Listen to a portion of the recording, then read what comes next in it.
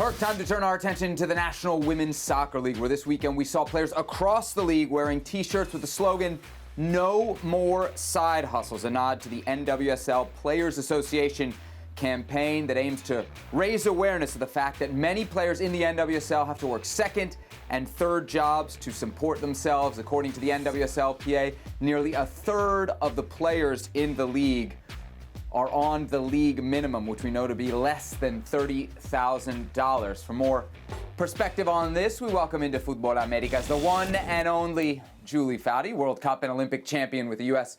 women's national team. All right, Julie, so I was reading an article on this maybe a month ago in the Washington Post. The author, Candace Buckner, pointed to the specific case of Kristen Hamilton of the team in Kansas City. Right? She's been in this league since 2014, a three-time league champion, and yet still in the offseason, she's delivering DoorDash.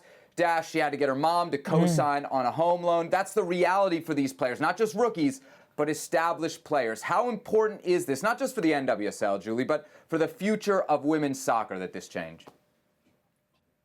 I think it's huge. I think it's a much-needed conversation that they're bringing to light, because this is the reality of women's professional sports still in this day. I mean, we're, a decade into the NWSL, and we're still talking about that many players having to have not just one job, they're also coaching on the side. So maybe you do DoorDash, maybe you're an Uber driver. Jessica McDonald talks about the fact that she would work at Amazon for 10 hours, and then she would go to practice, and then she was a mom as well. She'd go back to her son. So it's hard. It's really hard for these players, and they want this to be a conversation starter about, come on, we're almost a decade into this. Shouldn't we be treating our players in a better manner so that they can actually stay in the game? And it's a hard argument to make. We'll get into the details of that in terms of the ownership side of it and what they're saying.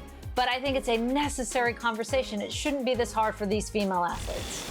You know, Julie, this brings back memories of me practically living out of my car, making $860 gross to play for the LA Galaxy back in the day here in California. A lot of side hustles. It got me thinking, I'm sure you and many of your teammates experienced the same. Any stories you could share of what it was like back in the day? You want to go all the way back there, Herc, huh? I mean, it was the reality of our lives for sure. And you know, you had players mostly trying to coach their way through and do private lessons and clinics. I waited tables on the side.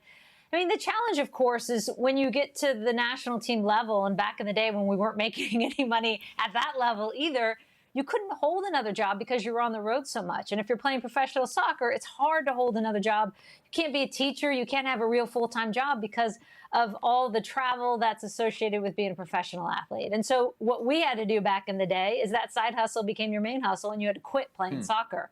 And so what I think these players are trying to say is, hey, let's not lose a whole generation of players because they're going on to Google and tech firms and bigger jobs that pay a lot more money. And that's the reality, is you're losing so many players because of that.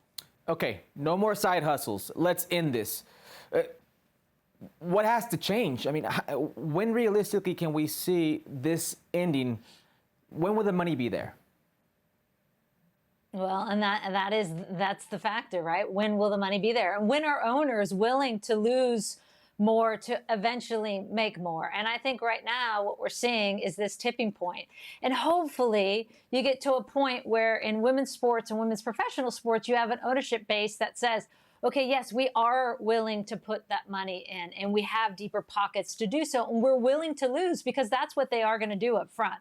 And that's what we've seen for years and decades with men's professional sports, is it takes a lot of time for them to actually turn that corner and make money on the ownership side.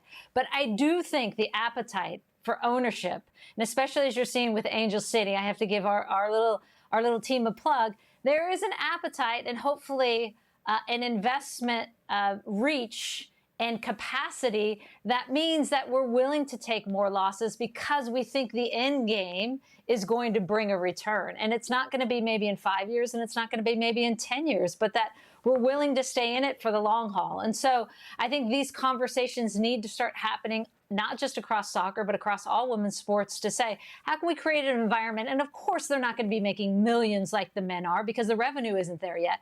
But how can we be creating an environment that's professional and is enticing to young girls to come play professionally where they're not having to do side hustles?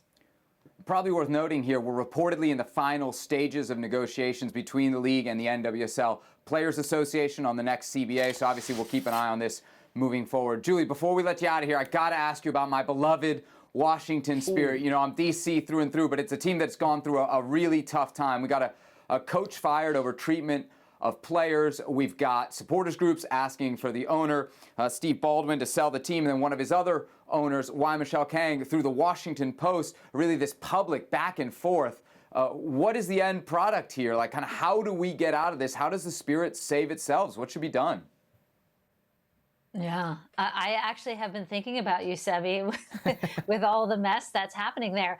I mean, I think it starts from the top, like you just said, between Steve Baldwin and Michelle Kang.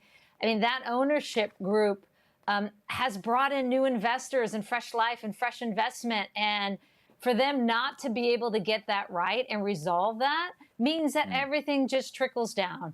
And you lose staff, you're losing coaches. It's getting messy. I mean, there's investigations going on. And so I think those two at the top, between Baldwin and Kang, have to sort things out. And whether it's one gets out or Baldwin sells his share of it, but there has to be some resolution there, because right now, I mean, you know, you're losing fans, you're losing support. I can't even imagine how frustrating that must be for the players. So that needs to get settled from the top down, in my opinion. And we haven't even discussed the COVID-19 protocol violations and the outbreak there that led to the forfeits for the Washington Spirit as well. So tough times indeed in the nation's capital. Never a tough time here, though, on Futbol Americas when Julie Foudy joins us. Julie, we look forward to having you back on the show very, very soon. Thanks, guys. Well, thank you very much for watching ESPN on YouTube. For more sports highlights and analysis, be sure to download the ESPN app. And for live streaming, premium content, and let's not forget as well, ESPN FC 7 days a week, subscribe to ESPN+.